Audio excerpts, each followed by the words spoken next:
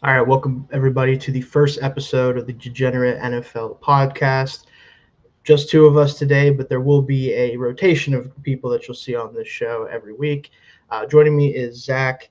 If you guys have seen any content from me in the past, especially my non Steeler specific content, you probably have seen Zach pop up at some point, whether it was briefly on our NFL draft show earlier this year on this channel or back in the day with some ATB stuff. You've seen him around at some point, but he'll be joining me today for the first episode. Again, we'll have guys you've seen before on this channel with our betting show. A bunch of other people will be coming in and out here for that. But Zach, how you doing? How you feel? Be back on a show? Really, other than the draft show, really for the first time in a while with me. No, yeah, it feels great. I've missed talking about football. Obviously, I do write and edit football content over at PFSN, but Yeah, getting yeah, to talk about it is a little bit different. I'm excited to get back to it, get back to sharing my opinions as crazy as they can be sometimes. So just excited to get back to it, to dropping takes like nobody's business. that's the name of the game right now. I like to think that we're a little bit better than some people who are like legitimately paid to just say stuff. We're not, at least currently, and hopefully someday we are I mean, getting I paid for I this. did But I did say Mozzie Smith was gonna be a Rookie of the Year candidate, you did so say that. If you got that is something that Zach did say once, and I was just beside myself when that happened. I'm I not gonna I lie. I had I had nothing in the bank, The so I worst was part is just that he's not even good, Zach. That's the no, the he's not thing e that no, he's not sucks. even good, yeah, it's Like, not I even wish like he a was at least good, but he's not it even wasn't even when we were talking about Kalijah Kancey that one year, and it was like, yeah, and he's at least, like, okay. yeah, Zach said some fun stuff in the past. Also, to be fair, he is a Dolphins fan. He has been slighted many times in the past. You could probably already tell I'm a Steelers fan if you've seen the show in any capacity or seen shows from me. You know that about me as well. But yeah, definitely Zach's kind of been through it when it comes to his fandom. So we'll give him a little bit of a pass there. But no, we're going to be talking about with this first episode just kind of an off-season review. This has been a very wild off-season, I think, compared to a lot that we've had in recent NFL history, especially for my team. Actually, we'll be kicking kind of this conversation off with them in a minute here, but that's what the entire basis of this show, at least this episode, is going to be about. Kind of getting up to speed with how we feel about some of the biggest things that have happened this offseason, what our general thoughts are on it, how we think it'll affect the individual teams. And specifically, there's 8 teams that I kind of focused on that I think had either the most interesting, the most impactful, or in other cases, like weirdest is probably the best way to describe it, off seasons in the NFL this year. So we'll kind of kick things off again with the Steelers specifically.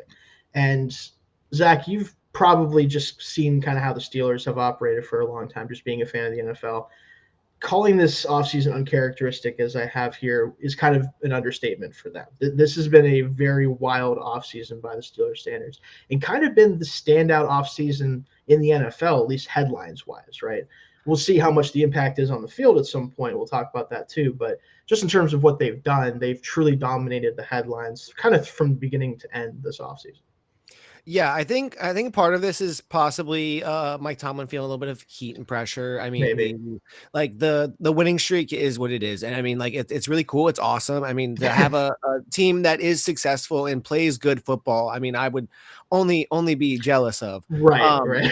but I can also understand that after a while of getting to that first round of the playoffs, getting knocked out, getting barely missing on like some years when you're on that 9-7, that just like that mark where we've seen the AFC become a lot more competitive, Yeah. that it's like, okay, what are we gonna do? And like some of the moves, like the George Pickens trade, for example, who got traded to the Cowboys, that's not necessarily like one of the things where I'm looking at it and I'm like, okay, that was crazy, because that has the Steelers written all over it. Like, no, they seemed like they were done with that relationship. It didn't seem like there was going to be a prevailing of heads. So, you kind of cut ties and get as much as you can for them. But I guess what was crazier was what they did before that, Yeah. And we can which was start where we kick off here. your Yeah. uncharacteristic. Yes. Yeah, so this is the first thing I had when I was going through the offseason moves. Like, this is kind of the first domino for me where I'm like, okay, the Steelers really kick things off kind of with a bang here. And just as a aside, we're mostly focusing on, there will be some free agency stuff in here, but like trades, kind of unusual things, especially, is what we're really hitting hard in a lot of these cases. But the trade for DK Metcalf. Now, again, I am a Steelers fan. I cover the team professionally at this point. I when this happened, I to say that I was surprised is an understatement, and to say that I was a little bit Upset is also an understatement because I don't hate DK Metcalf as a player, but I, one, don't think he's worth a second round pick in a trade, especially if you're then going to give him a 4-year extension worth over $30 million a year. I do not view him as like a true wide receiver one for a host of reasons. We can kind of get into that a little bit, but the move itself, though, if you just talk about that in a vacuum, especially before the Pickens move, which we'll talk about next, it felt like a doubling down of the philosophy of we're going to throw the ball down the field when we do throw it, and we want to be more explosive in that element. And I don't think that's a bad idea in general, but this move definitely is kind of where I'm like, all right, what are the Steelers doing here? So what did you think about the move in general? Yeah, well, and then especially at the time, wasn't the only quarterback on the roster Mason Rudolph? I And believe I'm not even sure if Mason Rudolph was on the team yet because I okay, forget so exactly when the trade happened for DK time wise. But yes, it would have been definitely Mason at the best. It was yes, definitely well before the Rodgers news, which we'll talk about as well. yes. But like basically at that time, you're like, okay, cool. Maybe if you had a different person under center, I can Yeah, understand this idea. And like at the time, this was this whole dance and game of like, oh, is Aaron Rodgers going to sign with anybody? What's going to happen? Blah, blah, blah, blah, yeah, blah, blah. And it kept going and going and going and going. But again, at the time of the DK Metcalf trade, you're kind of sitting there like, okay, yeah, you obtained a really good weapon, paid him his money because he probably was going to get paid that in Seattle.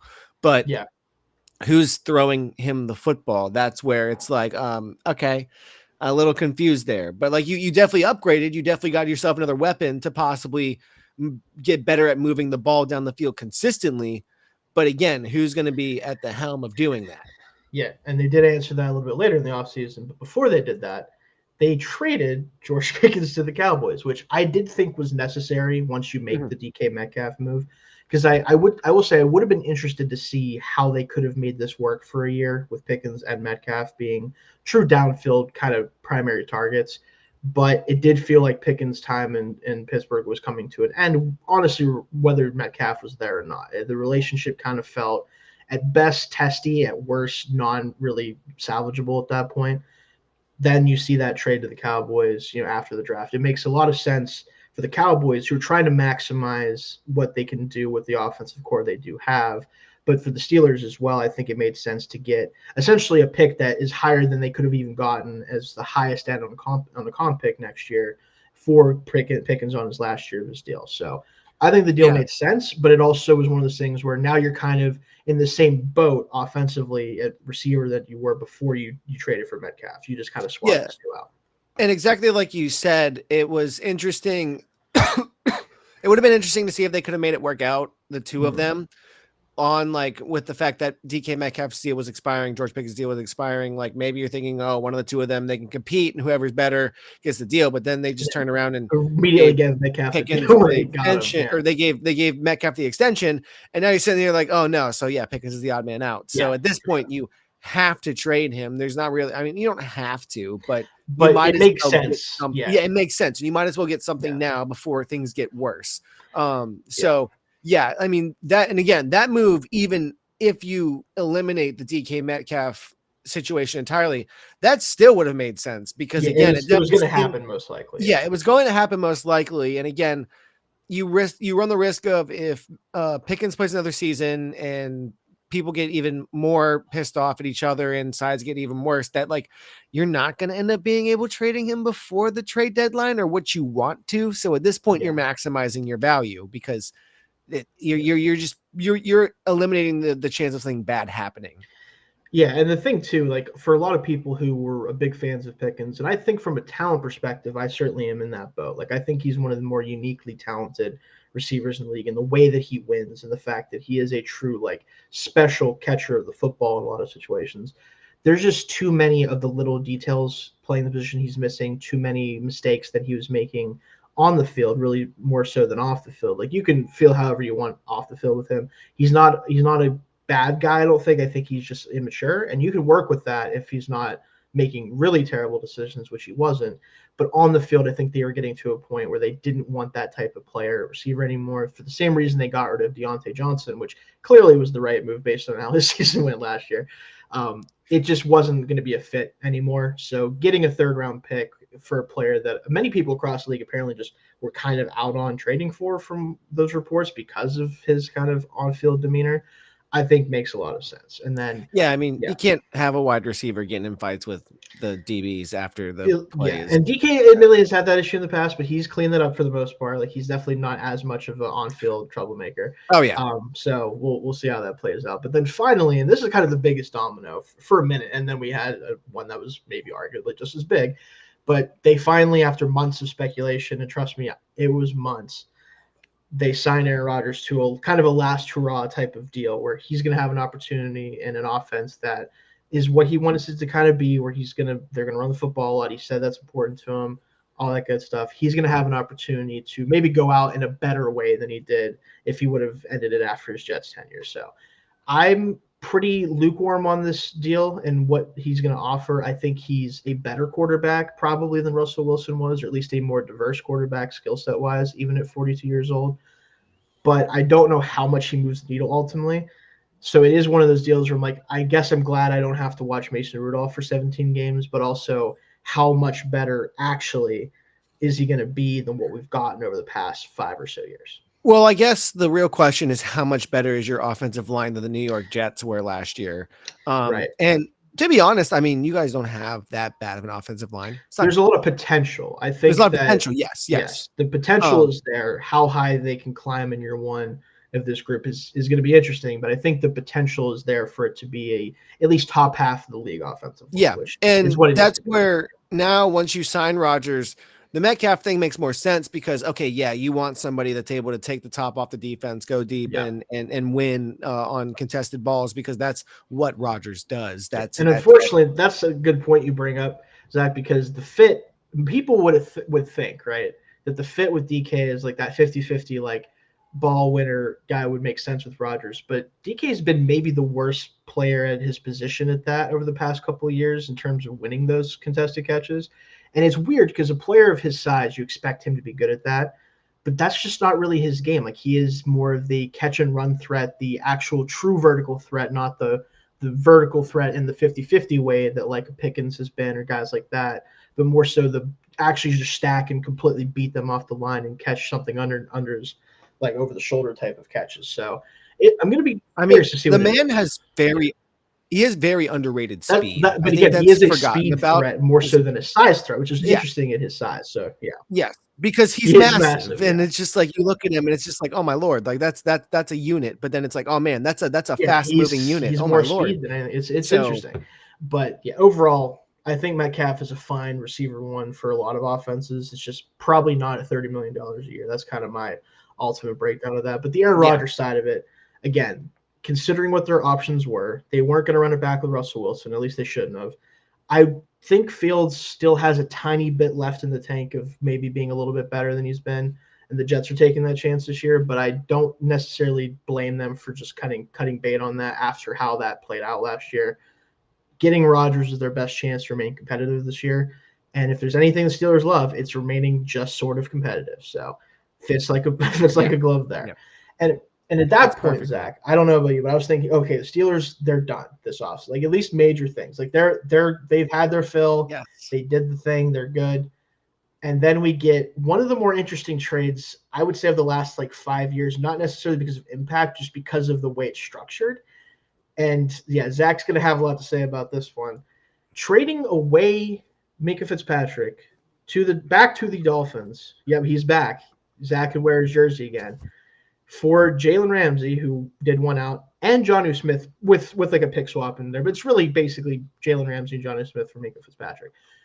I want to let you have the floor with this one before I kind of get into it on the Steelers side. But go ahead, give us what you think about this deal. Okay, so I'm not going to lie. When this first happened, I did not know that Minkah was involved. No one did at first. It was just the Jalen. And I'm like, man, I didn't think we were going to get Ramsey. And then that part comes through. Yeah. So like, but even then, like I think I was at work that day at Wawa, and I was like hours late on all the news. And even being hours late, I was still looking at everything like, what?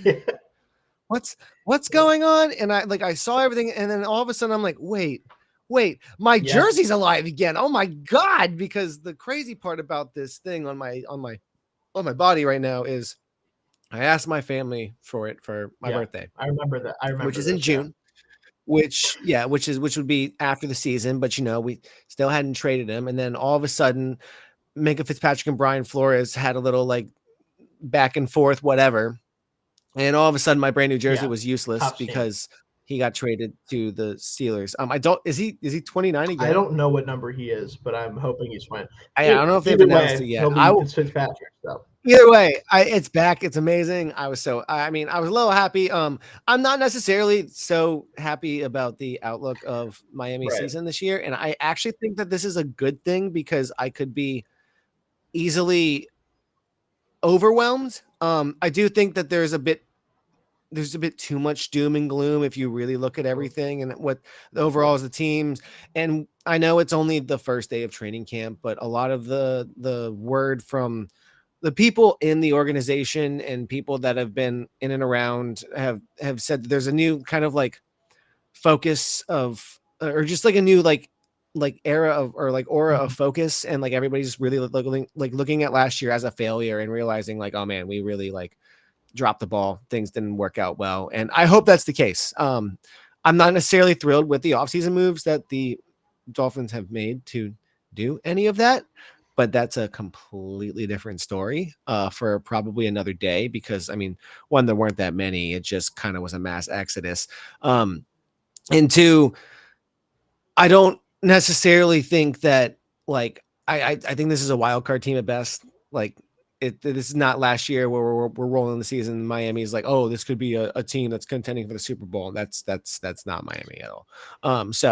But as far as what they did, I mean, you have Jalen Ramsey who doesn't want to get paid, and I personally am going to push back on somebody who made a little comment after this, but Raheem Mostert got a he little did. He butthurt, did. I did see that. and made that comment about Johnny Smith. And here's the thing: I love Johnny Smith. He got probably the best opportunity that he has had Yeah, his entire phenomenal career to 2024 showcase. season. Yeah, very good.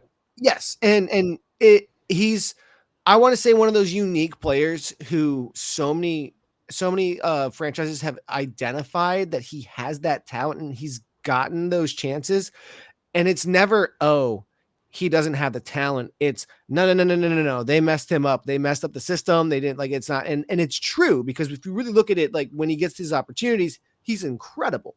And he finally got into a system where it was great. But unfortunately, with the status of the Miami Dolphins, they didn't have they were going to get either overpaid or it just wasn't going to work. So you might as well get something for him. And Jalen Ramsey didn't want to be there anyways. So I don't know what the story is behind the relationship between the Steelers and Minka and why that he was involved in all of that. But at least they got something back to where the secondary isn't bare. Right. Yeah. Because that was a bit concerning as I was watching all of the players be like, oh, I want to leave. Oh, I want to leave. Oh, I want to leave. And it's like, oh yeah, well, we need to field 52 guys. I don't know what you want here. I think ultimately, and I agree with a lot of what you said about with the Dolphins, where like, I don't think there's nothing they're going to do this offseason to really change, I think, the ultimate ceiling of this team, right? Like what this team is trying to do, or what they're going to have to try to do, is very much what they've done in the past. They want to overwhelm teams with their speed on offense. They want to run the ball effectively because of the space created in the passing game. And on defense, they just need to do enough, right? Like that's kind of been what their mantra's been. And I think that isn't really any different this year. I do think the ultimate floor of this team is lower than it's been because you've lost some guys. But I don't think the ceiling is necessarily that much lower either. But the problem is the ceiling is probably a wild card win at home. It's probably the absolute ceiling of this team. For the Steelers side of it, I think they get two players obviously that should be helpful for them. And I think between Ramsey and Fitzpatrick at this point, especially in terms of the potential impact, I think Ramsey's the better player at this point still. So I like the deal for the Steelers overall. The problem I have with it is if you're going to make this deal, you're basically getting maybe a tick better in the secondary impact-wise because you're getting a guy that's going to play closer to the line as probably your nickel defender. And you're getting a tight end in an offense that already had two tight ends that were effective. So what is this offense going to look like? How are you going to get all three of the tight ends, especially the two receiving tight ends with Freiermuth and Smith involved? But I know Arthur Smith will do it because he loves Johnny Smith more than life itself, apparently. Had him in 3 different teams now. So there you go. But so he's going to get him involved. It's just how is that going to look offensively? And then with the Ramsey thing, is he going to be the impact in the nickel that they've been missing pretty much since Mike Hilton went to the Bengals? Like that's kind of, I think, what they're hoping to get out of him in a different way than Mike Hilton was good for them. But the same idea of like, we want our nickel defense to be more effective against the pass, especially. So it's going to be interesting. My ultimate thing with that, and I'll end it with the Steelers here with their decision to extend TJ Watt for record-breaking yearly salary of $41 million a year on his new 3-year extension. What ultimately the Steelers are trying to do here is unfortunately not that much different than they've been trying to do. I just think the ceiling of it is slightly better. This is a team that wants to go between 10-7 and 11-5, get into the wild card mix, maybe compete for the division if the Ravens or Bengals fall off, and hope that they can get a decent matchup in the first round, win that playoff game, and see what happens from there. That's ultimately what this team is trying to do. I think they're better set up to do that than they have been over the past 5 years. But to what end? That's kind of what ultimately come away with is how much better is this team really? I don't really know. I don't know if they're going to be much better than they were last year overall, but I do think they at least gave themselves a little bit of a better chance to win a playoff game. Yeah. That's kind of the bookend of it. And in the TJ thing, I will say as someone, again, who's been a fan of this team for pretty much his entire life, at least that I've watched football for, TJ is one of the greatest players in the history of the Steelers, one of the best edge rushers we've seen in a very long time. I do think it's more likely than not that this deal doesn't age well. That's just the reality of it. And I think they're okay with that because they know what he's still capable of when he's at his best. I think they're hoping that the defense is going to be better around him, which will give him more opportunities to make the game-changing plays that he's known for. And I think they're hoping that the next 2 or 3 years is all they really need out of him to get back into contention and prominence, and then he can kind of coast off into the sunset. That's what I kind of think the mindset is, and I understand it. But for the people out there who are saying that he's not worth this contract anymore, I'm going to be honest, probably correct. That's just what happens when you're 31 almost at edge rusher. You probably aren't going to be worth the highest salary in the NFL that isn't a quarterback. But we knew it was going to happen, so I can't really say that I'm upset about it.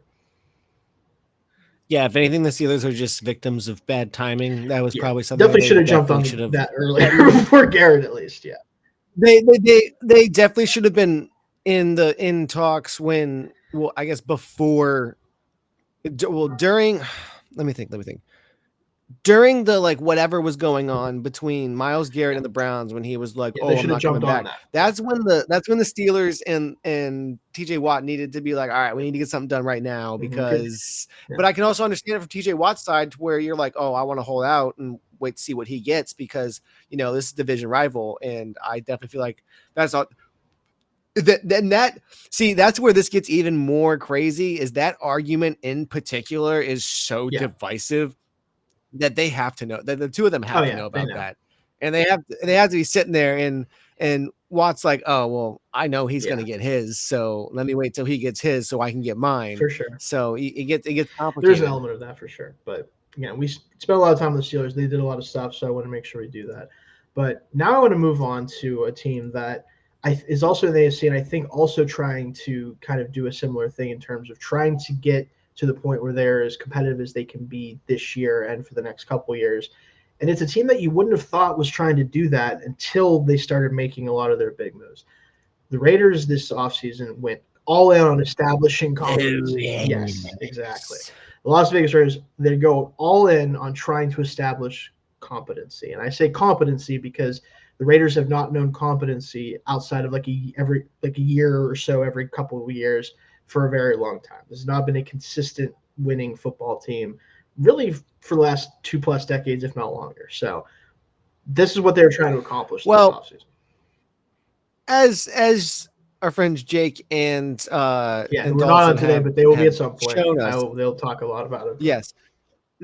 They have definitely shown us that they were kind of primed for a little run there during the Gruden time, but then they kind of got stuff happened to them for sure. But so much of it self-inflicted, but still, Yeah, no, exactly. So it's just like the franchise themselves got screwed, but self-inflicted by the nothing person, can go right for this team consistently enough for them to not have that happen, basically. But again, they are going all in on trying to bring this team up to a level of competency that at least gives them the chance to be a real player in the AFC at some point, right? Like that's kind of what I think they're trying to establish here. And right away, the first thing outside of the coach, which we'll talk about here in a second, trading for Geno Smith is, and I wouldn't have, obviously, this is a very funny conversation 5 years ago, but trading for Geno Smith is an interesting thing for me. One, because the Raiders of all teams managed to get, at least in my opinion, of the quarterbacks that were actually available, because like Matthew Stafford was never available, guys. Like that was never, they were never trading Matthew Stafford. Outside of Stafford, pretty comfortably the best quarterback that could be had this offseason. The fact that the Raiders are the team that ultimately get that done, pay Geno what he's worth over the next couple of years, and then on top of that, bring in his head coach that he had in Seattle for a long time, Pete Carroll, tells me just what I was saying, that they want to be at a level of competency where teams can go to Vegas and be like, man, we really got to actually play a good football game today or we could get beat. Like that's what I think ultimately this offseason was about for the Raiders. And these two moves are kind of the headliners of that. Yeah. I think it's very interesting because I personally did not feel like Geno Smith was available because I thought you that wouldn't he have thought was re-signing so. with yeah, you wouldn't have thought so. But yeah, I didn't think that was in the cards whatsoever. So very interesting to see that happen. And then when they parlayed that into the never mind, hold on. We'll talk about that later. We'll get there,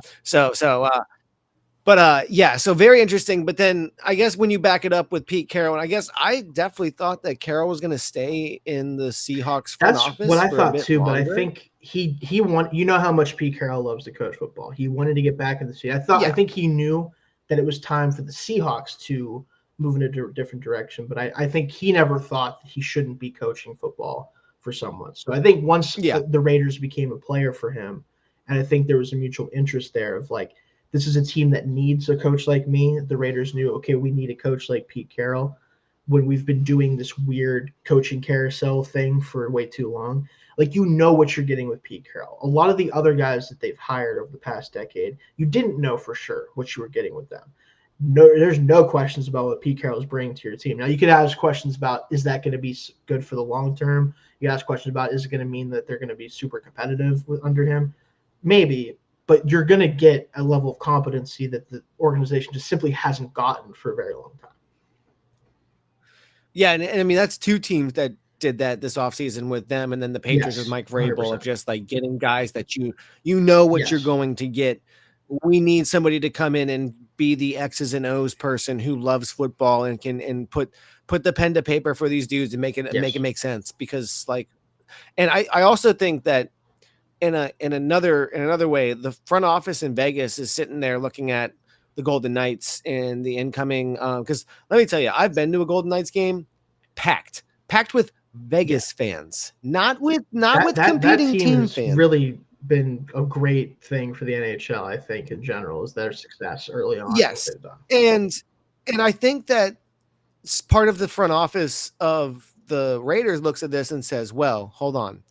What if we get some big names in here and we get some people in here that are doing well, and Geno Smith, who's been doing really well the past couple of seasons, and we get established coach in Pete Carroll, and maybe we can turn the tide and make the Las Vegas fans want to come to the games and get a home field advantage, because that them and the Chargers has been the joke right now, is that it's a stadium you go to if you want to see your team on the road, because why wouldn't you want to go to those places? And it's almost always booked with the other team's fans. And like, you sit there and you're like, man, we have the ability, looking at these other sports teams, and they have the facility. I mean, the stadium itself is incredible.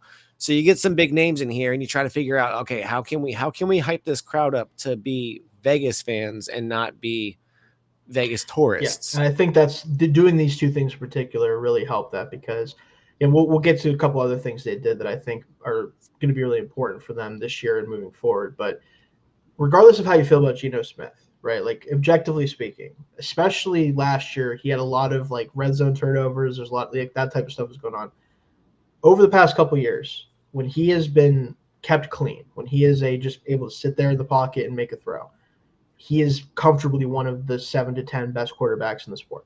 Like, you can look at it statistically, you can look at it film, however you want to dice it up with him. He is comfortably in that range. Now, the pressure really got to him last year, more so than it has. And that offensive line, admittedly, especially the interior, was the Seahawks offensive line bad. sucks. Now the tackles, especially left Awful. tackle with like he's a very good player, but they had injuries at right tackle. The interior was a mess the whole year. Gino really didn't have much of a chance in some of those games. And like you can say what you want about that, it's just the truth of the matter. The Raiders have an offensive line that is at least league average. Like at least that they have potential to be better than that, but they're not going to get slaughtered the way the Seahawks were getting slaughtered last year in a lot of games. So I think it's going to work out for him. And you have another extension that you did. We talked about the extension for TJ Watt. It's extended Max Crosby as well, who admittedly coming off a down year due to injury, admittedly. Was not the same guy out there when he was playing because he was banged up with an ankle. But this is again also a guy that's been a game wrecker for the past 4 or 5 years for this team. One of the few like Gruden-era like giant hits draft wise. So like you love to see that too, extending him. He's going to be a linchpin for this defense moving forward too. And the last thing, maybe the most important thing for this year specifically, getting to competency, the run game is back in Las Vegas. Drafting Ashton Jeanty. We're not going to talk a lot about draft picks in this because it's those are kind of older news at this point. But getting Ashton Jeanty at pick 6. Normally a team picking 6 probably shouldn't be taking running back, admittedly. The Raiders, though, have the infrastructure in place to make this pick worthwhile. And I think it might be one of the biggest moves that happen this offseason if you include the draft in it. Well, I mean, we say that you don't draft a running back that high, but I mean, Robinson, he went eighth. Yeah, so like it absolutely can work. But I think for me at least, how I've kind of decided this for myself, because there's been so much debate about the value of running backs for the past 10 years or so.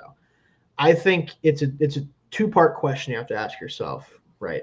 One, is the talent truly transcendent enough where guys who play more important positions simply aren't as good football players as the player you'd be taking running back? That's the first thing that has to be the case. The second thing, and the more important thing, is did you do or have you done the work required to justify the pick?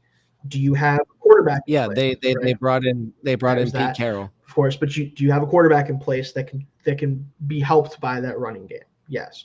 Do you have an offensive line that is at least going to allow that running back to make the best out of his talents that he has naturally? In the Raiders' case, I think it's good enough. Now, would I have said that about some other teams picking in the top 15? No. The Raiders, I think they have enough on the offensive line. They've invested enough there, draft pick-wise, and you have Colton Miller, guys like that, where you can justify taking Ashton Jeanty at 6. Because they had those things in place, I do think the pick made a lot of sense. And you also have to remember, like you just said, Pete Carroll's your head coach. He's going to want to run the football, and he should want to run the football in that division too. You do not want those quarterbacks on the field, especially the one Kansas City and in Los Angeles. You do not want those dudes on the field. He will help you keep them off the field. I would liken the Ashton Jeanty pick, and this might be a little hot takey, to the Michael Penix pick, because not necessarily of who it was, but for what the pick can be. And if you are the Atlanta Falcons, if you are the Las Vegas Raiders, and you're sitting there at 6, you're sitting there at what, I think it was 10, 8, right? The Falcons pick. 8th, yeah, man. Yeah. And you're looking at somebody who you say, hey, this person can, if we select them in the draft, they will single-handedly change our franchise. You cannot say no. You cannot pass that pickup. And yes, did the Falcons give money to Kirk Cousins before they did that? Yeah. But they also probably didn't think that they would have the opportunity to select Penix with the way that they had him in their I also heads. don't know if they had really done the work on him fully yet either when that happened, to be fair too. Fair. But still. But he fell into their laps, and you're sitting there as a franchise who you're like, hey, we really think that we're this player away, or we're this player away. We're never going to be this high again. Yeah.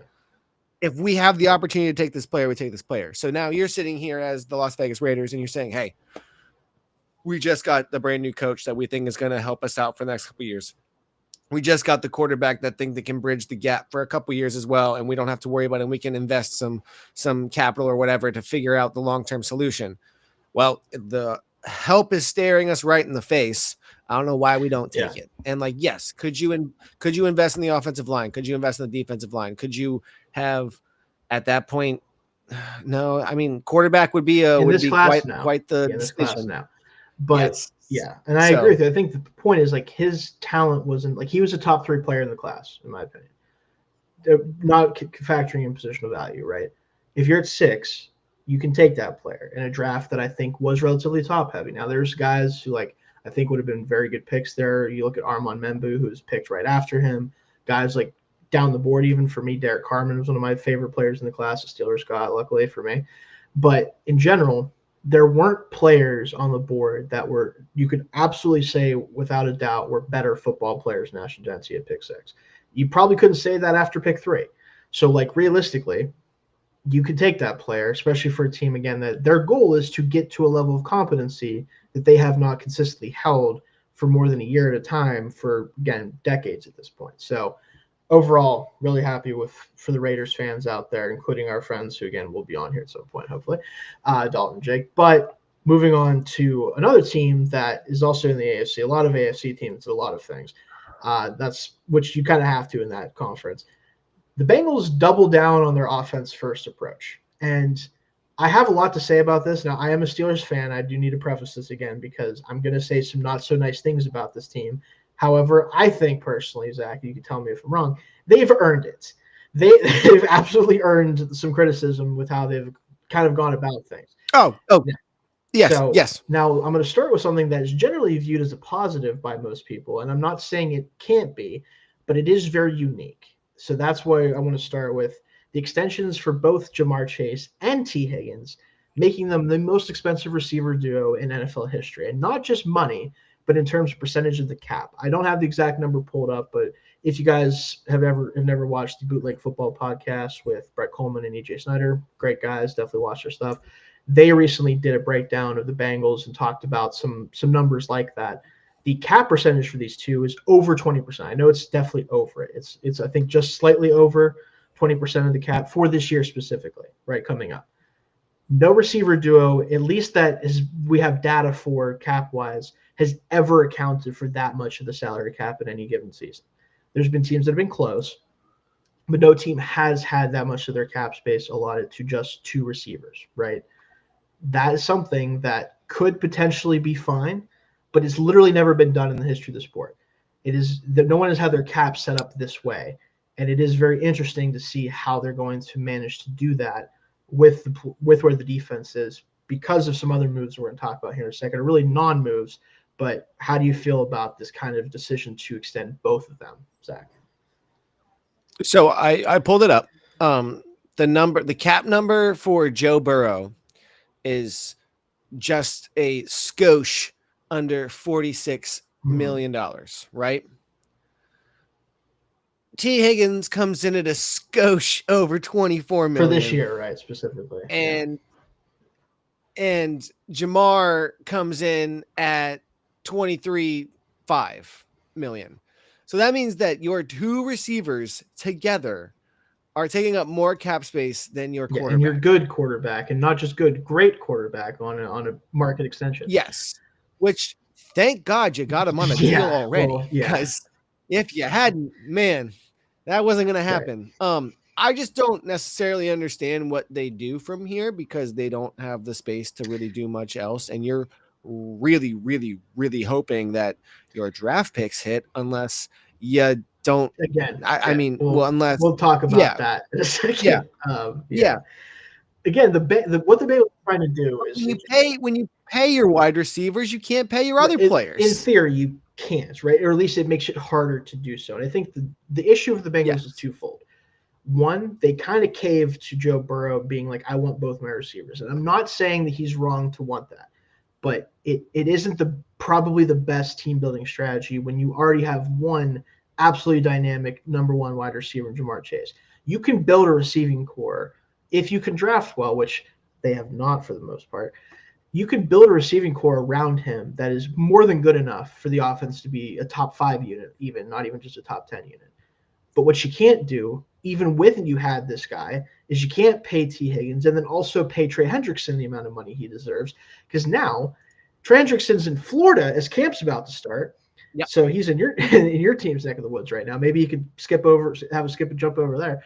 And there's no end in sight to this. I think he's more likely to head towards Probably. Tampa or something like that Admittedly. before he comes to the Miami.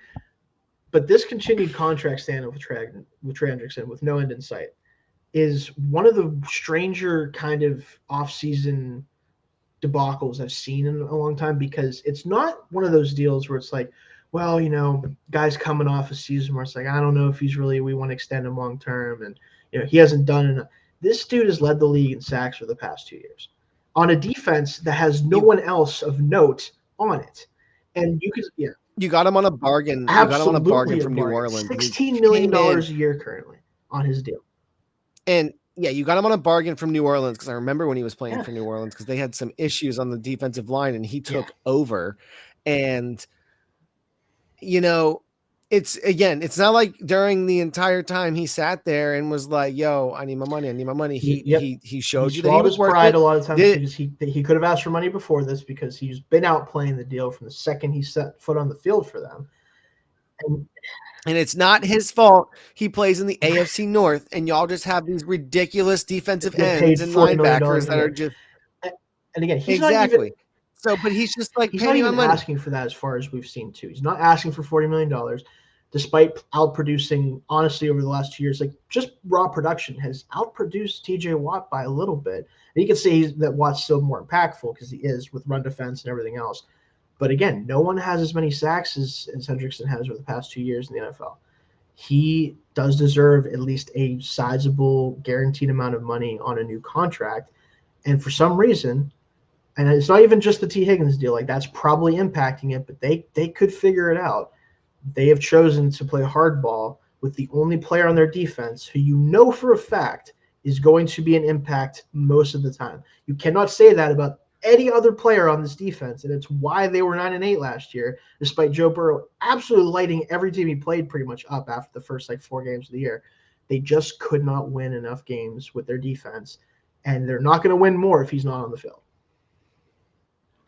Yeah, and it's wild because it's crazy you brought up the guaranteed, because they're going to fight the players that they do have on the guaranteed money.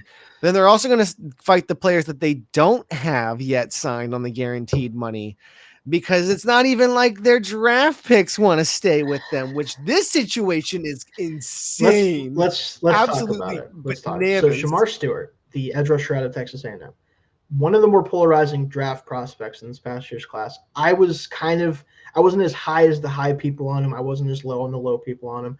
I thought he was a true developmental edge that you take probably in the second round ideally, and hope that the insane physical tools, which they're insane, no doubt about it, can eventually translate to production. And I do think playing at Texas A&M in that defense, they asked a lot of these guys on the defensive line, and it was kind of hard for them to consistently produce as pass rushers for really any of them, right? So it's not just a him issue. It's the whole defensive line for them this past year is kind of weird with their production. But very much a raw player, a guy that you do want to get snaps, though, because one, you don't have much else at edge, especially if Hendrickson isn't on the field. And two, you want to try to get this guy rolling as fast as possible.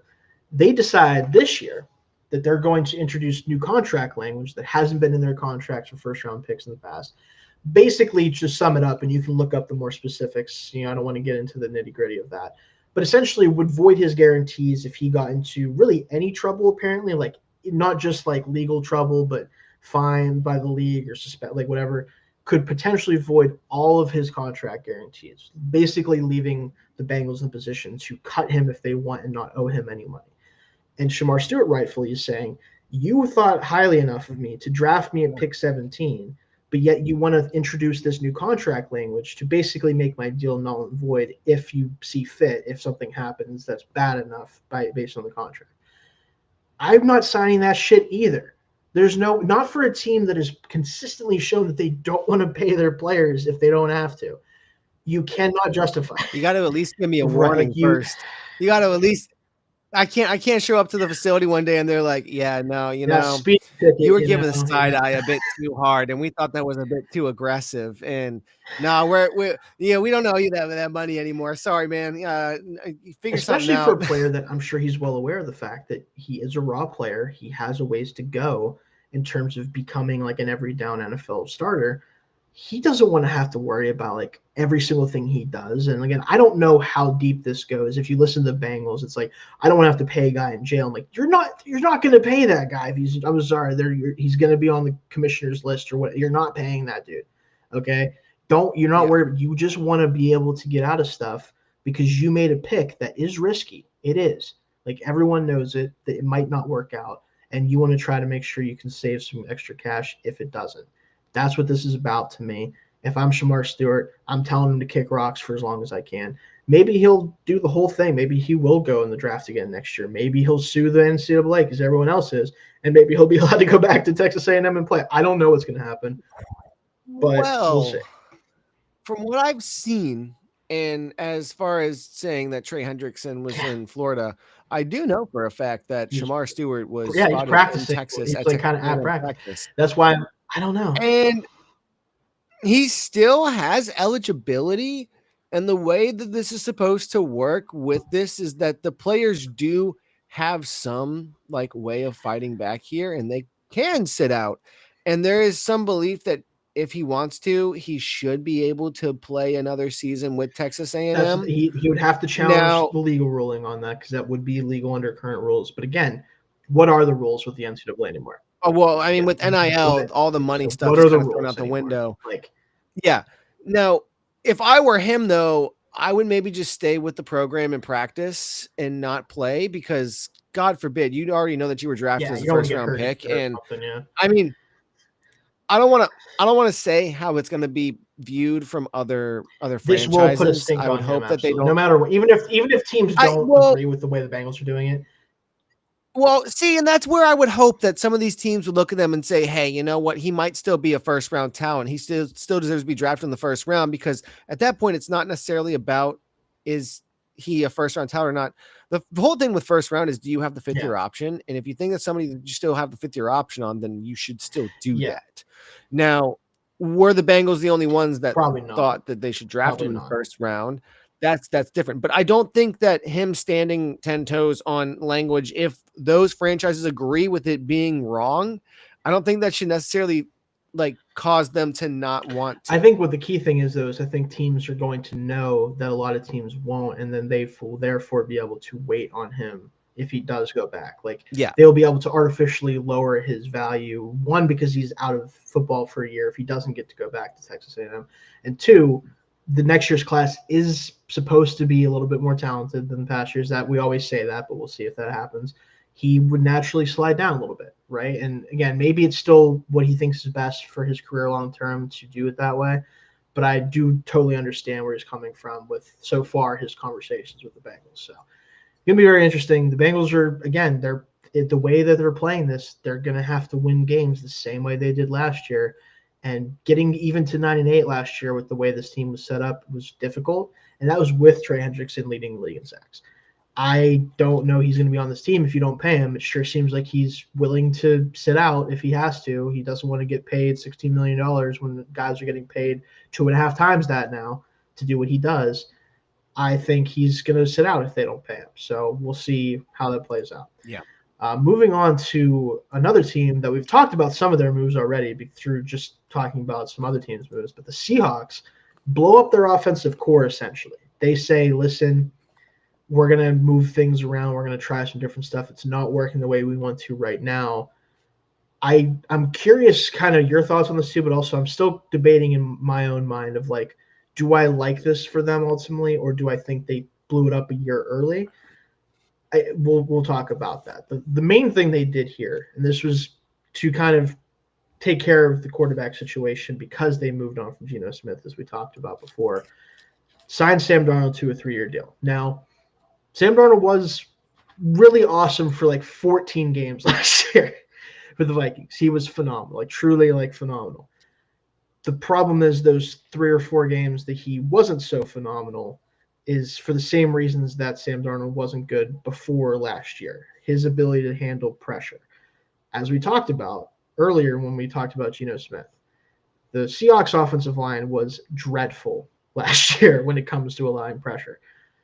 It should be better, partly because of a move that we'll talk about a little bit later, something they haven't done really for 2 decades, basically, for as long as the GM's been around, John Schneider. But getting Darnold here on a sizable deal, but a deal that's not hard to get out of after even a year, to be fair, is an interesting pivot from Geno Smith. So I want to start there, Zach. How did you feel about that? I don't necessarily feel that Sam Darnold is an upgrade I over definitely Geno don't think he's Smith. an I upgrade. actually I feel like think that he's, I think it's a if downgrade anything, probably personally. that, but at best, I think it's a lateral move. So, And because I never, as you said, with the offensive line issues and it goes further than just than just Geno Smith, because if you look at like even the 3 years that what's his name the what's the running back's name Kenneth again Walker for the Seahawks. Yeah. yeah, the 3 years that Kenneth Walker's been in the league, it's Yeah. progressively gotten worse as the unit's gotten worse. And like it's not a Not Kenneth really. Walker No, problem. it's offensive line. We have no protection scheme whatsoever for passing Yeah. or rushing. So and as you said, they took Gray Zabel we'll in the talk first about that, round, yeah. and we'll talk about that in a little bit. And hopefully that's something. But again, that it wasn't something where I'm looking at Geno Smith and I'm saying, "Hey, bud, you're the problem here. We need to get rid of you." But then when you watch Sam Darnold and when the pressure wasn't there, and I mean, it's easy to throw to one of the best wide receivers in the league repeatedly. And then also one of the best wide receiver twos right behind him, because they have that deadly combo. And so you're sitting there and you're like, all right, well, he should have had some success. Like it'd be weird if he didn't have some success. And again, to be fair, Sam Darnold played very well for the Vikings. He did. He played well. I'm not trying to say that he's like definitely a huge downgrade, but I think the problem with Kevin O'Connell's a mastermind. Now they are bringing in Clint Kubiak, who for about 2 games last year, the Saints, before everything fell apart, looked like gangbusters as an offensive coach.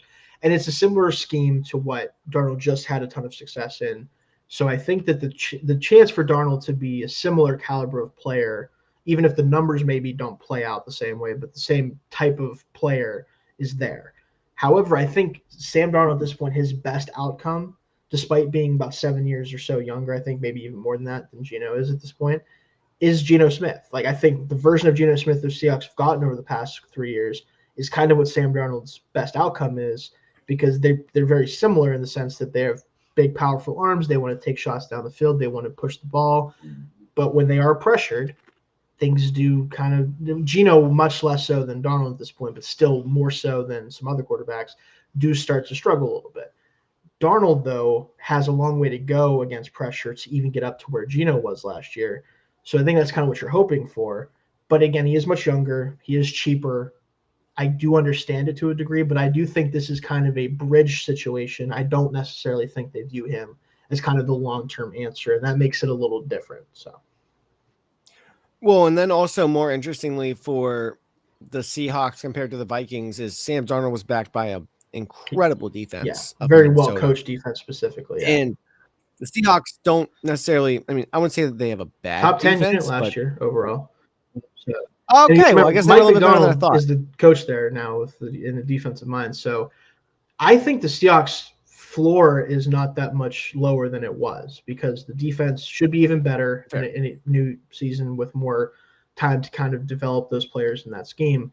The offense, though, I don't think has the highs that it could have had last year. Let's say they hired Clint Kubiak last year instead of hiring Ryan Grubb from Washington. I think that would have been a much better setup and probably gotten them that division despite the Rams' late season run. I think they could have won the division if they had that offense last year, even with the offensive line issues. Now, you have to hope Sam Darnold is the player he was last year. But for you, without DK Metcalf, and we also talked about Geno Smith being in the building, now they have Cooper Kupp, who I mean, we know what Cooper Kupp has been. I think he can still be effective. But now you have 2 dudes who were best in the slot with JSN, Jackson Smith and Jigba, and Cooper Kupp. And really the only outside receiver that has any semblance of like true veteran presence at all is Marquez Valdes-Scantling. I just wonder if this offense is going to be as vertical as they want to be, or Sam's going to want to be. And if it isn't, is he going to start to kind of get frustrated and start throwing some bad stuff? Yeah, That's the big thing. I think they have a plan in place, obviously, to kind of avoid that. But I do wonder if this receiving core, sans Metcalf, sans Tyler Lockett now too, who admittedly started to show his age last year, are they going to be explosive enough to kind of make this work? Yeah, it'll be interesting to see. And I'll bring up why later, but the Cooper Cup being available was one of the more surprising things that I thought happened this offseason. And we'll talk about the Rams a little bit soon too. So. But like it's going to be interesting to see how this all works out for the Seahawks, because like it definitely feels like they lost more than they gained. And you keep like the coaching core intact and all that stuff. And you add and like you have Kubiak, I think is an upgraded offensive coordinator, so you do better there. So like things could be worse, but I definitely think that bringing in Darnold, but then also losing Metcalf and Smith, like bringing in Darnold and Cup is not exactly you're taking a downgrade overall in terms of overall potential in both areas, I think, especially for this season. Yes, that's where I'm absolutely. So I mean, I don't think it's not that big of a downgrade, but it's still a downgrade, and lowering the floor is never a good thing. You don't especially in NFC West. It feels like every year things go awry for someone, and then someone else has. It's like the Rams are still always in it because they have the best quarterback and they have the best coach, in my opinion, other than Shanahan and McVay right there, right next to each other. But it's well, then they got to unfairly reload on defense too. Yeah, we'll talk about the Rams. But again, the last thing I want to note here with the Seahawks, finally prioritizing the interior offensive line with Gray Zabel in the first round, something that John Schneider previously basically balked at the idea of. And I'm like, if you're going to sign Sam Darnold, we talked about this during the draft show a lot, and I know Zach not a big draft guy, but we constantly battle with ourselves when we would do mock drafts. Like, do we put Gray Zabel to the Seahawks? And my rationale was like, no, because they've never done it. Literally haven't done it with this regime. And then they finally do it, and I'm like, good. At least you understand what you're doing now with signing Sam Darnold. He at least gives this team a chance to be competent in the middle of the offensive line and actually not already tank the offense before the season starts. Like, that's kind of the biggest thing I think they did outside of the actual trades and moves and stuff, is this particular pick can make this sort of work, even if maybe otherwise it wouldn't. Well, between that and the Packers changing their like decades long with the receiver pick too, which I was a big fan of. Embargo with the receiver pick. Yeah, so like it was definitely cool to see some different things happen on draft night. And I can speak as somebody who is a fan of a team who also tends to avoid investing in both the trenches, which thank God they decided to do that this year. But yeah, no, it hopefully, I mean, I don't think it'll be enough. It's a good sign and a point in the right direction, but it'll like help bring again, up this was the floor of what was maybe the floor, but we're talking about maybe bringing the basement to the staircase. And which, to be fair, a lot of teams we are haven't sitting even on that staircase, and not many teams are getting up to the second. Like, especially at offensive line nowadays, not many teams are getting off the staircase. So that to some degree, it might be enough. But whatever happened to fundamentals? More so, college started being like, tackles. We don't need tackles. Anyway, moving on to maybe the team that is probably the most prominently featured in these types of videos every year. This year, though, I will say might actually not just win the offseason. Bears look to finally win, again, more than just the offseason. They had an offseason that I think finally gives not only their fans, but people around the league pause at like, oh, they might actually have done it, right? Because we've been saying this about this team off and on for a while. Where it's like when they got Justin Fields, it's like, okay, maybe this is finally the quarterback. He flames out. When they get Caleb Jones, like he's not Caleb. I'm thinking of the Steelers right now. Caleb Williams. They bring Caleb Williams in. We finally have it. Then they hire who they hired and kept who they kept, and it just was an absolute disaster from start to finish. Now they finally seem to be in the direction where I think they have the chance to make this work. And it starts with hiring Ben Johnson as their new head coach. One of the most hyped up coaching hires of the past decade, really, especially when you think about how he should have been in a couple different hiring cycles under normal circumstances, but sticks around with the Lions as a play caller for 2.5 years, which if you're as good as he is at play calling, you usually get 1 year and then you're scooped up by somebody. but he managed to stick around for a while, show that he can do this year over year, comes in, and I think he is going to be the linchpin for how this Bears team can finally kind of, I would say honestly, enter the modern age of football, because they kind of haven't been able to do that for a long time. Like, they've been trying to do it, and the best they've gotten at that was like 1 year of Jay Cutler. Like, that's probably the closest they've gotten to being like a modern, Smoking exactly, like a Jay modern Cutler. football team Wow. in the passing game. I think that this hire is not only the most impactful from this past cycle, but could end up being one of the most impactful from the past few cycles. No, I agree. I mean, as you said, we've been waiting for Ben Yeah, to Johnson to actually take pick an a team to go opportunity. to. And, yeah. And it seemed like last year when Peters took over That seemed like for where it was going the to go, and then Commanders, it didn't. it seemed like that was what, because the rumors had been he had been waiting and waiting and waiting for Peters to make a decision and all this stuff, and then finally got the team, and they didn't need to. I think that the Commanders are maybe better off for that, because they weren't the franchise to maybe undertake that, because I think that the essence of rivalry already being instilled with the fact that Ben Johnson's going to play the Lions twice a year already off rip. I mean, that's fantastic. What a way to start your coaching experience, is to go up against the guy that gave you the chance, gave you the opportunity to show, hey, I can do this. I am that guy. I'm that dude. Let me go run 7,000 trick plays throughout every season and show you guys that, like, no, nobody's better at this than me. I mean, to an extent, we're kind of talking to him the way that we talked about Sean McVay, except he actually got the time to show us that he was Sean McVay instead of everybody just being like, oh my gosh, let's do this right now. It's a fantastic hire, and it should play dividends for them. What I will say, as a team with the offensive genius from a few seasons ago, the head coach play caller doesn't always work out the best. And the what's going to be massive here is the coordinators, and it seems like he has a solid one for defense, with bringing in Dennis Allen.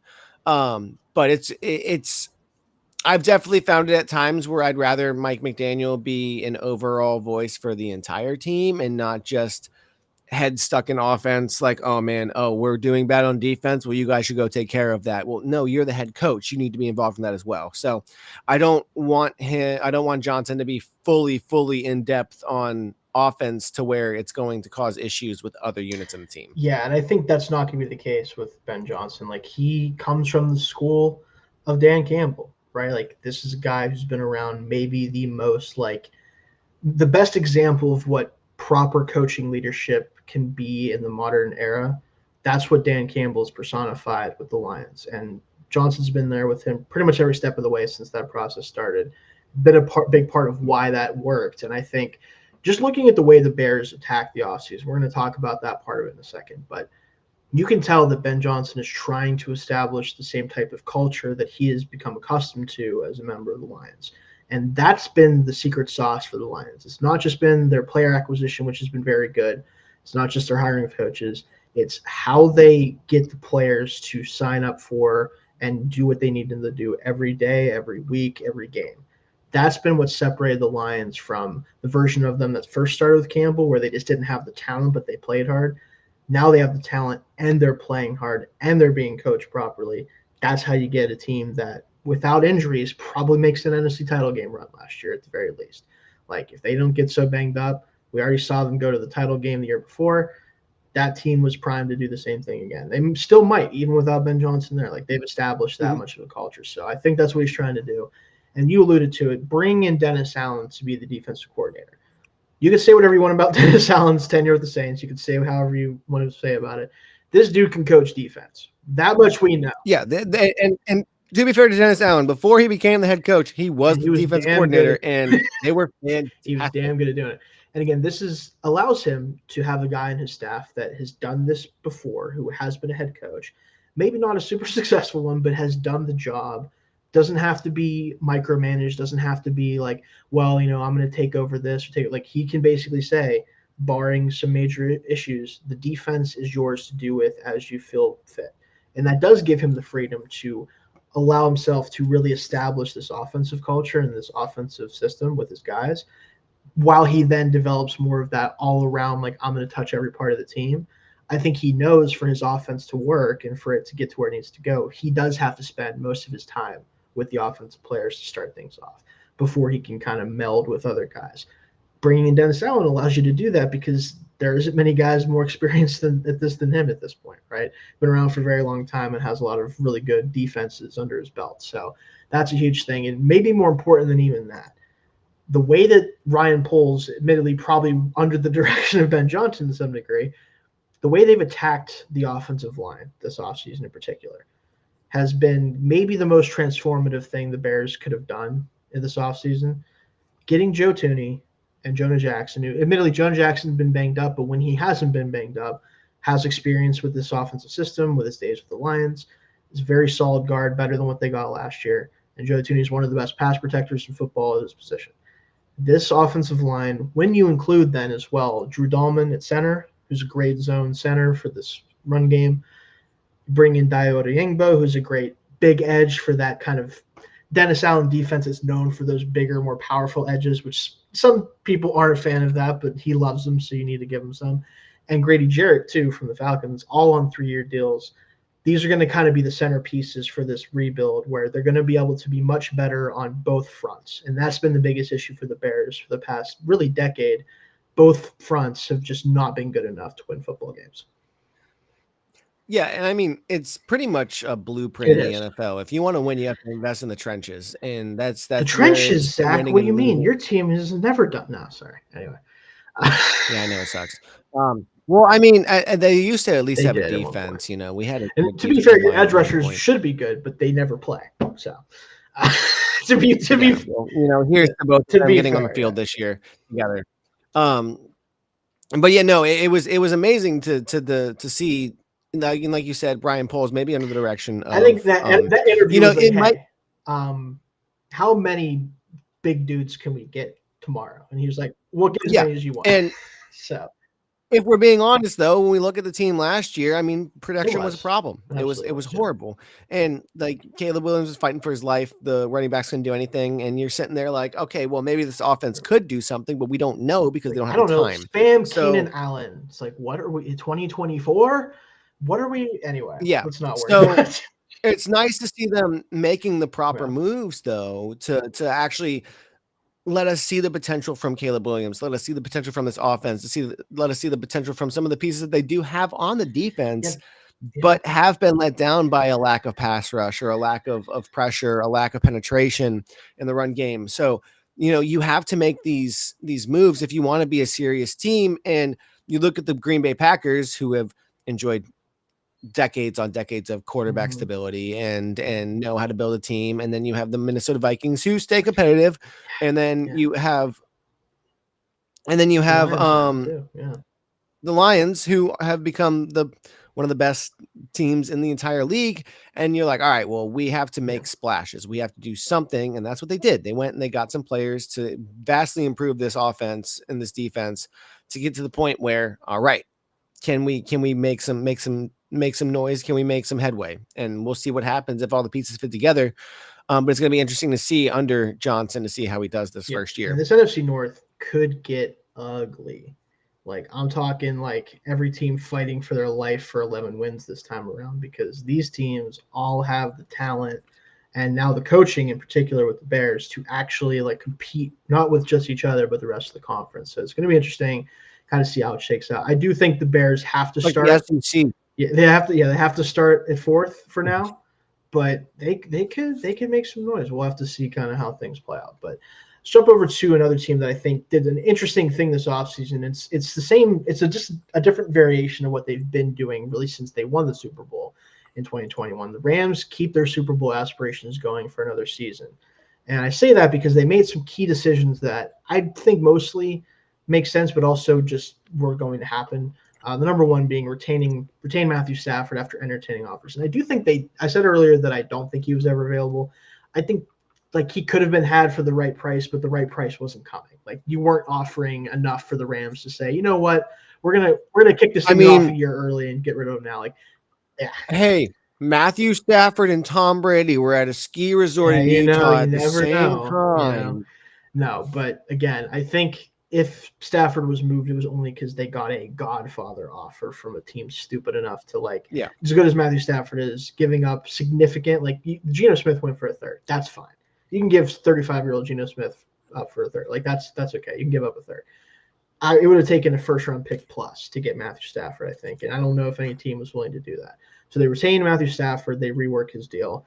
You do release Cooper Kupp, which, fan favorite, one of the best players, at least in their recent franchise history, replacing him, though, with Devontae Adams. So I do think at this point, probably just a better overall, more impactful receiver, especially because now Puka can essentially just be Cooper Kupp, but honestly, maybe better even. I'm not going to talk about that today, but again, a player that I think could fit that role that Kupp was so good at for especially his Triple Crown season. But in general, I think those two moves in particular keep this window open for the Rams to compete, especially with the way they finished last season. If they can start better this year and not come back from like a 2-6 start it was, start the season, they might be able to control this division, especially with the other teams kind of being in flux. Yeah, and I mean, you touched on the big things. They kept Matthew Stafford; he didn't go anywhere, and Cooper Kupp's gone. I still feel like that was kind of weird. Personally, I would have tried to brought him back or Yeah, it was weird. figured something It out, was a little bit restructure weird, but something. getting Devontae Adams as a replacement makes a ton of sense for what you want Puka to become Yes, as well. So you kind of get the pick there. yes. And I mean, you still have Kyron Williams. You still have the defense. Like I said, they just Jared loaded up Verse, with nasty, with the nasty. yeah, and so they definitely still keep their aspirations alive, but you definitely see the end of the timeline very much creeping its head around the corner, and it's going to be interesting to see what they do from here because we definitely thought that this thing was dead a couple years ago, and they were able to kind of bring it back bring it back to life. I don't know if it's going to be as easy as second time Probably around. not, but there's two things I think you got to think about too. Is one, and this leads more into the whole thought of this being still a team that has aspirations to go to the Super Bowl. This team was the only team that even made the Eagles sweat in the postseason last year, and they honestly probably should have won if they could have blocked Jalen Carter one more time in that last drive. They easily could have won that game. So they have no reason to think they aren't Super Bowl contenders if they keep things kind of moving along. And Yeah. number two, one of the things I didn't put it on here, but it is something I think is worth talking about because the fact that, what is this team going to look like post Matthew Stafford and all that? They did pick up an extra 2026 first with the Falcons trade for getting those two edge rushers, right? So I do think that 2026 is going to be the year that they look for the heir apparent, even if Stafford continues to play past next year.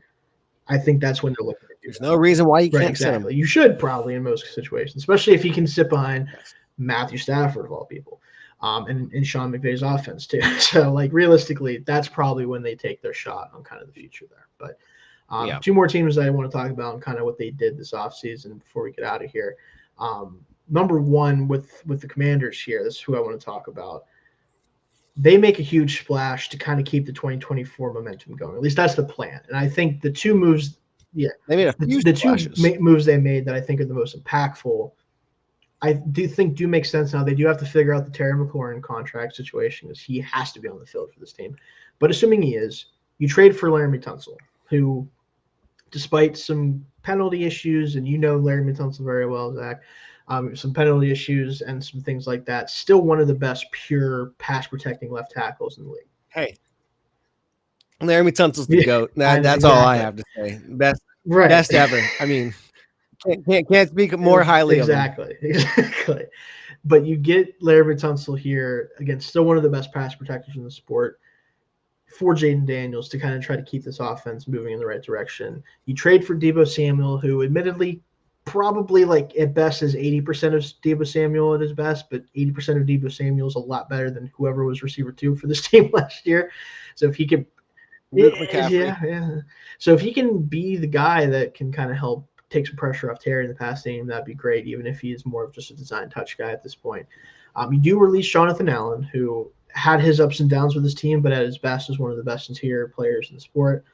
But that was just kind of something that probably needed to happen at this point. And the most recent news, signing Von Miller, which I don't know what to do with that yet, but He was pretty good at limited action with the Bills last year. So.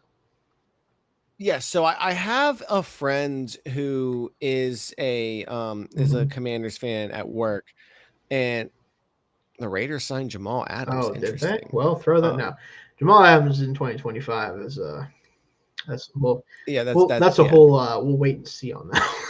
But no, anyway. Yeah. So, but like specifically the Von Miller thing, I was looking at him and I was like, we're talking about it, and he's like, well, from what I understand, he's going to be like basically specifically pass rushing specialist, like not even having that many snaps per game and all this stuff. And that's what he is at this point. He's certainly like a third down weapon. And he was like, oh yeah, they're trying to get that veteran edge, and like Bobby Wagner. I'm like, yeah, well, Bobby Wagner's playing like every snap, so that's a little different there, bud. Like you got to be on the field to be that veteran presence. Like, yeah, I mean, Vaughn again, if he's similar to what he was last year, I think he was a very effective pass rusher in a limited sample size, right? And with the Commanders, they just need anyone to play edge rusher because they don't have much right now. So I think that move does make sense. But the two biggest ones, Laremy Tunsil, Deebo Samuel, I think if this offense can repeat what it did last year, the defense already wasn't great last year. It was better than maybe the talent suggested, but it's probably not going to be much better than it was last year, regardless of what they did, unless they really sold out for defense. Yeah. So instead, you just kind of try to keep the train rolling on offense with your young quarterback, and I think they did the things that they need to do that, right? So that's the big thing. And I will give my 2 cents on the Terry McLaurin thing. Look, Washington, you haven't had a run or a wide receiver worth anything the last 4 years. Give the man his money. That man. He's put you guys on his back. Yeah, you got to pay the man. I mean, this dude was making plays when Carson freaking Wentz was throwing the football at one point for this team. Like, let's get this out of the way. Like, he deserves his money. It's insane that there's even any issues because, like, look, okay. I mean, I'm not going to sit here and say that he is, he is a, what's it called? He's not a, I can't think of their names. Oh my gosh. Vikings. He's not Justin Jefferson. He's not a Jamar Chase, but we also wouldn't know because it's not like he's had the most quality of quarterbacks passing to him or giving him any sort of. I think Terry is the ultimate, like, if your receiver one is better than Terry McLaurin, you're living a good life. If he's worse than Terry McLaurin, you could theoretically maybe upgrade. But I think Terry is that ultimate, like, is your receiver better than this player? You're awesome. If he's not, he's still probably good, but just maybe not great. That's where I think Terry lands ultimately. And that's good freaking receiver. You probably want to pay that dude money. And they should. They will, I think, ultimately. They should. But that is something to watch, admittedly. It was very funny just seeing the comment this morning from Peter saying, "Oh yes, well, we expect everybody to show up to camp today." And even Terry McLaurin, when he said he doesn't feel, oh well, we value him very much. And then all of a sudden it's time for training camp, and guess who's not there? It'll get worked out, I'm pretty sure. Now, if not, he can be a Steeler if he wants to be. That's not going to happen.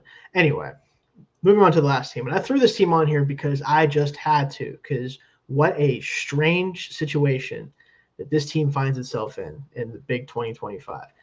Browns throw every dart they literally have at quarterback, and in a way that is about as funny as you possibly could. And let's just break it down here. So the first things they do before the draft, knowing that Mr. Touchy-Feely is not going to be involved in any sort of future conversations for this team for both injury and for the aforementioned touchy-feely part. Yeah, so he just can't. He's just not able to play this year. He re-aggravated his Achilles and is not expected to, as far as I know, play football in 2025. Which, because I'm sitting there and everybody's talking about like who's going to start, and I'm like, did Deshaun Watson just disappear? I know he didn't play all that well. Oh, he was dreadful, but when he did play, but he's expected to miss the whole year. So he's not factoring into this quarterback competition. At least, definitely not the start of the year. Maybe very late, if anything. This quarterback. Exactly. Competition is one word for it. You got to start with trading for Kenny Pickett, which you spent a lot of time on that, and signing Joe Flacco. Yeah, best quarterback they've had in a while. Joe Flacco again. Yeah. So Flacco's on this team. Kenny Pickett's on this team. Hilarious. Then, in stunning turn of events, they draft Dylan Gabriel in the top 100, which, holy shit, when that happened, I'll tell you what, I sat there for about solid 5 seconds, and then I looked around. I'm like, that Dylan Gabriel? Is there a different one I'm not familiar with? And this is no offense to Dylan Gabriel. I want to be very clear. One of the better college quarterbacks we've seen. No, because when he was at UCF, he looked incredible. Like, super fun player. I love what he brings as just that type of quarterback. But there's a reason why I'm surprised he was drafted in the top 100. He's just not. Yeah, because his leg was. Well, that's not even who we're talking about, Zach. That's not that quarterback. Oh. I hate to break it to you. Oh, wow. I know who you're talking about. Okay. But he did. Yeah. Don't. Yeah. Again, Zach's not a draft guy. Don't get mad at Zach for that. But the point is Dylan Gabriel he's a very accurate passer, all that good stuff. He has a lot of you could say a lot of things about him that people say they love about quarterbacks. But then you get to the fact he's sub 6 foot, not built particularly strong, doesn't have a good arm. Just he's not an NFL starting quarterback, very likely, right? Let me just put that. I'm never going to say guy isn't, because we have Brock Purdy out here starting football games in 2025. If you can have tools of his caliber and play quarterback, you probably can play quarterback with anyone. But not likely. And then in the 5th round. And I'm sorry, I wish Dalton was on here for this one because it's still a sore spot for him, unfortunately. Shedeur Sanders in the 5th round falls all the way and gets drafted by this team. When they were considering him, at least people were saying they were considering him all the way up at 2 before they dropped down to 5 and yada, yada. Still end up with Shedeur Sanders on this team. So you have 4 quarterbacks. The old adage of if you have 2 quarterbacks, you have none. I don't know what it is when you have 4 quarterbacks. Do you have like you have fun? Yeah, maybe that is what it is. I don't think it's gonna be fun though. You have a really fun quarterback competition where it's not gonna be fun. The only thing I will say that also happened with all of this is the Shedeur Sanders speeding thing. And as I told many people, if you can, hey, there was nothing wrong with that. I myself have been 90 to 100 miles an hour many times in my life. At least we are not on the verge of a Jordan Addison or anything like that. That is completely different. If you can have it as a fever and survive, you're good in my book. Well, I'm not gonna. I'll just be honest got with you, caught. Zach. I'm gonna probably have to not agree with you, mostly just so this podcast doesn't completely endorse speeding. However, I do understand where you're coming. I understand where you're coming from, but yeah. I'm saying I'm not endorsing speeding. I'm saying you shouldn't crucify somebody for getting caught for going 10 whatever. Like, it could be a lot worse. Like, there could be a lot worse things happening. And okay, somebody made a bad decision. In this case, nobody got hurt. And it's not one of the more egregious examples that we've seen. And if it were up there, I'd be like, oh, absolutely not. But like, we're talking about something that very much happens extremely on a daily basis around you every single day. I get what you're saying, but admittedly, it happening it could have been now so it's I didn't know it happened again. Twice. So that's now, to be fair, at that point, if you're Shedeur Sanders, I'm probably barely touching the speed limit because I don't want to be known as that guy who does that, frankly. But that's neither here nor there. Okay, I did not know that it happened. It did happen. So that's another thing. So in general, this quarterback competition, if you want to call it that. I kind of want to start this conversation with we'll do 2 ways, right? So 1, who do we think should win this? And then 2, who do we think would be the funniest person to win this? We'll go with those 2 questions. Oh, the funniest outcome is absolutely Shedeur Sanders. So I understand that 100%. Yeah. I agree with that to some degree. Only because he's the last one to be added. He was the latest. If you thought that he was going to win it, you should have just drafted him before Gabriel. Correct. And flipped them. So, who do I think is going to win it? Ironically, this is so hard to say. I think it's going to be Kenny Pickett. Yeah. So for me to answer this question, I think the person who's going to win it to start the season will not hold the job. Just to be clear, there will be at least 3 of these guys will start games this year. And honestly, the only one who might not is Joe Flacco, because they might be like, what's the point of that? And that's the only reason it might not be him that starts at all in games. And here's the problem with Joe Flacco is if you keep Joe Flacco on the roster, you're going to have an unruly fan base who says, start Joe Flacco. And you're like, no, I don't want to do that. I don't want to do that. Anyway, I think Kenny Pickett wins this job out of camp because he's a veteran and he isn't a billion years old, and they don't have to deal with starting a rookie from week 1. I think eventually it will be Sanders at some point this year. I think Sanders. Yeah, I do think he finishes the season as a starter in some form or fashion. That's what I think happens. I think they're going to do something stupid and be like, oh, well, we drafted Gabriel first, so we have to give him honestly, the opportunity first. I don't care. Like, okay, cool. See how that works for a couple weeks. You can do that if you want. It doesn't matter. But I do think Sanders ends up the starter by the end of the season. I don't know who starts the most games necessarily, but I think he's the guy who starts, assuming he's healthy, week 18. Let me put it that way. The funniest. If they go my route, I could see a really big like Will Levis situation where it comes to week 16, 17 of his rookie of Levis's rookie season. They're like, all right, get out there. Let's see what happens. So we can know what we're gonna see next year. Levis is pretty good that year, but not so much last year. But did you find the timing of that very interesting? The announcement of, I really feel like that they had some training camp or like some mini camps and stuff like that, and they're like, are we really about to do this again? No, fam, you got to get some surgery. We can't. I don't know. I can't have another. That one of the funniest things that's happened in football in a long time. It was like 3 weeks in a row that he had this ridiculous turnover and was just like. There was a point during for our betting show Over the Line, for those of you who've seen that, there was a point where I bet on the defense of the team playing the Titans to score a touchdown like 2 different times, and I hit both of them as my touchdown picks. And everyone was laughing at me the first time when it was against the Packers, and then Jair picked him off and took it back the other way for a touchdown. And I was laughing the whole play. I'm like, I knew his ass was going to do that shit. And everyone was like, there's no way. And I was like, the only person who hit their touchdown pick was me. And I picked the freaking Packers defense, like plus 1,000, whatever it was. And everyone was looking at me like, what is wrong with you? And I'm like, did you not see the Bears play? The dude literally in the middle of the field put his hands on his head and his knees. You want to tell me he's not going to do that shit again at some point? I'm taking the odds.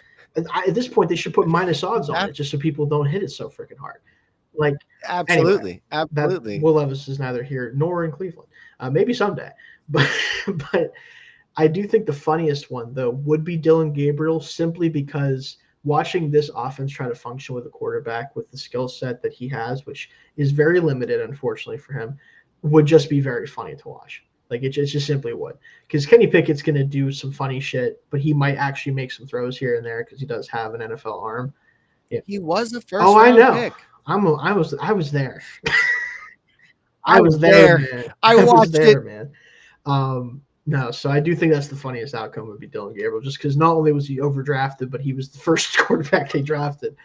Him being the starter would be very funny. But the last thing I want to mention, they did extend Myles Garrett despite the fact that he wanted out, and then he didn't once the big dollars came in. It wasn't even like that he said he wanted out. He was like, I'm not going to play for the Cleveland Browns. He put a freaking letter out basically of like, this is why and then it was, and they're like, what if $160 million? And then he was like, what if we give you all the money in the world that you want? And he was like, well, what if we gave you that would be cool. Daniel Jones money. There's always a number where you will compromise winning and success for money. And unfortunately, here we are with Myles Garrett. And as much as I wish that he had held out and said, no, I'm sorry, I'm going somewhere else. They will pay me. I know they will, because they probably would have. Yeah. I thought he was going to be an Eagle and just wreck the NFL is going to have to. Oh God, the NFL would have to start changing rules or something, because. No, you would have to resurrect the ghost of David Stern to come shake Roger Goodell to some sense and be like, you have to deny this. Like, they could have probably done it, because the Eagles are doing this thing where it's like, well, the salary cap's going to be twice as much in 2030, so we're going to put all the money that we owe the players that year and just cut the players we don't want anymore and keep the ones we want. Oh, so they're the Los Angeles Dodgers, but different, but in the same vein of like, we're going to pay them all their money later, because then we'll have the money to pay them in 2030. They would have just done that with Myles Garrett. Like, yeah, it's like a 4-year deal, but he gets paid like $6 million for the next 2 years, and then it's like $180 million a year. It's like they don't care. They're just pay it in 4 years from now. But you know who else tried this? Saints. Well, the Saints did it in the dumb way where they weren't good and still did it. That's the thing. The Eagles got good and then we'll see. We'll see how this works out. We might be looking a few years down the road and like, oh man, look at this salary cap. The Eagles don't care. They're gonna try to win like another title or two, and then just delete the franchise for 2 years and come back. That's pretty much what. And honestly, I can't say they're wrong because it's already worked once, right? Like they already did it 1 year. So anyway, Garrett's back. It's just upsetting that Andy Reid didn't get no, he did Bowl not. With them, he right? went to some, but he didn't win one with them. It wasn't until he went. Yeah, it's just upsetting that Sirianni's the one that got them. Also, freaking with them at least at this point. Peterson. It's so funny that he won a Super Bowl in hindsight. It's insane that he won a Super Bowl with Nick Foles of all people. Anyway, this is not a revisionist history or a history podcast right now. But again, extending Myles Garrett. It was a revisionist history of the offseason. Yeah, sort of. Extended again. The last thing with them, the Myles Garrett deal, as funny as it is, they did do it. And like, I'll just say this: Myles Garrett, as great of a player he is, the Browns are like the last team on the planet who needed to pay an edge rusher $40 million a year. And you can say whatever you want about that.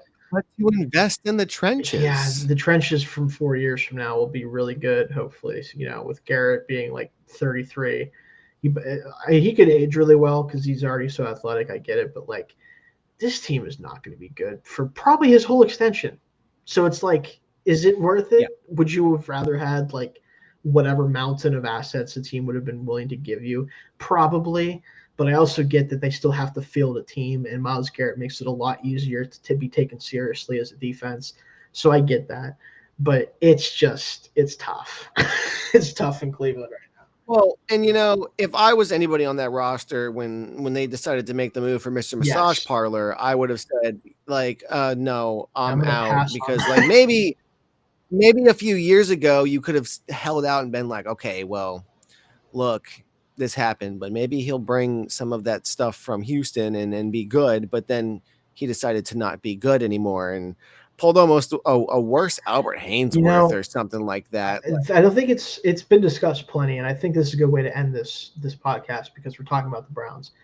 I don't think you could possibly even dream up a worse like trade scenario to have happened in the sport of football than they managed to do with the Deshaun Watson situation. Because not only were you ultimately the team that decided to say, you know what, like this basically MLB playoff roster size amount of women saying this, we're going to ignore that. We're just going to say no. What are morals? We're just going to ignore that whole situation. Whatever. We need a quarterback desperately. We are the Cleveland Browns. Our only good quarterback over the past 20 years has a shoulder issue that is our fault pretty much entirely. So we need to get a new quarterback. So they say, screw it. We're just going to do it. And then not only do you do that, so you put yourself in the public eye by being the team that ultimately does that. You give up 3 first-round picks and whatever the fuck else you gave up. You do all this shit. You sign him to a league-breaking contract. And then he's the fucking worst quarterback in the sport. Doesn't play more than half a season for you. And when he is on the field, literally the worst quarterback you possibly could ask. It literally doesn't get worse than him, especially last year. He was beyond dreadful. Jameis Winston was a marked improvement over him, and that we know what Jameis Winston does. He loves throwing picks. Like he loves to eat W's. Yeah, he ate a couple. That was all you could get last year. But that's how bad it was. Like this isn't even as like the Russell Wilson thing with the Broncos. It was as bad as that was. That was the bad scheme fit. Like, at least it was that. He still was like not the worst quarterback in the sport. And you offloaded the deal and were able to deal with it pretty easily because it wasn't fully guaranteed.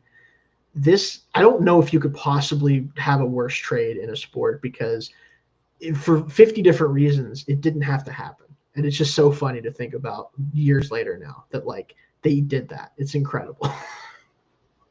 Oh yeah, no. I mean, it's truly bananas. And when you think about it beforehand, again, as I said earlier, Deshaun Watson was Yeah, incredible. He was no playing some doubt. As a incredible football player football. before everything happened with him, he was. And it's like Yeah. it sapped him And of his powers, like the entire situation. well, and well, it's something that I've heard talked about, specifically Bomani Jones talked about on his podcast, is when like you get into a situation like that and then you start losing and all of a sudden you don't ever get those feelings of what it's like to be a winner anymore. That just starts becoming the expectations. And not that he's a Oh, loser he's a or loser. anything like that, but like I know, I mean, no, yeah, he is a loser.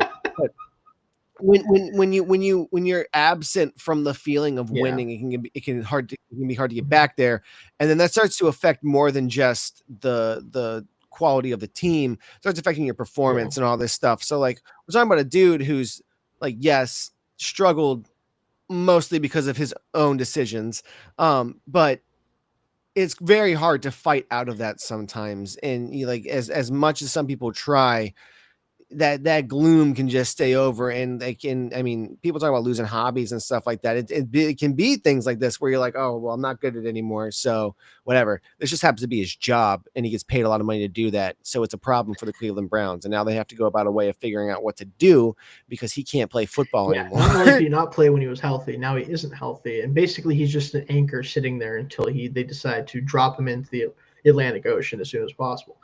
So that's kind of, again, that's the major things of this offseason. We didn't talk about every single thing. We didn't talk about every team, obviously, but we don't have time for all that. So I focused on stuff that I thought was the most kind of impactful and interesting. So We didn't even talk about Duval. Jaguars, I'm gonna go ahead and wait a year on that shit, bro. I'm not even saying I don't like it. I promise I'm not doing that. I just need to see what the hell that looks like, and then I'll decide how I feel about it. That's kind of where I'm at with it. Like, it could be awesome, I or it mean, could be like, it's whatever, it's fine. the hiring debacle should tell you all you need, that we need a little bit more Yeah, time to see I'm what's going to cautiously. happen. I'll just say I'm cautiously optimistic about the Jaguars. Oh yeah, That's the yeah. best they'll get I'm out of them. excited to watch Travis Hunter Yes, play. of course. That's the most I'll give the Jaguars, and that's more than I've been willing to give them for a while. So that's fair. I'm excited to watch Trevor Lawrence pass the football to Yes, Travis that'll be Hunter. fun. Should absolutely be fun. But that'll do it for us this week. Next week, we're going to be starting off what should be a 4-week run of divisional breakdowns, kind of talking about each of these divisions, specifically kind of going by direction, because we don't have time to do one every week for every division. So we're going to do South specifically next week. It'll be the NFC and AFC South, talking about kind of just the main themes we think about, players, coaches, everything that we kind of feel is interesting about those teams, and kind of where we see them placing in 2025. So look out for that next week, same time, Tuesday, 8:30 Eastern. I will be there for sure. We'll have different people kind of rotate in and out. I know Zach will be here